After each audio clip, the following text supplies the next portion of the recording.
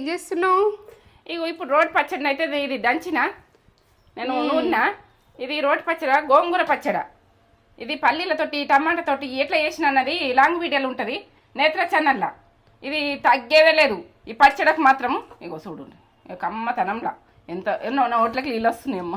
ఇదైతే taste level. ఇక దీని కొరకైతే నేను చిన్నతనం నుంచి తింటున్నా కాబట్టి దీని టేస్ట్ తెలుసు. ఇప్పుడు తెలియని వాళ్ళు మిస్ అయిపోతారు. చేసుకొని అర్జెంట్ చేసుకొని నాకు ఒక లైక్ ఇచ్చుకోరి. నేనైతే నేత్ర ఛానల్ లింక్ ఏమో ఉంటుందట కదా, లింక్ ఉంటుందట.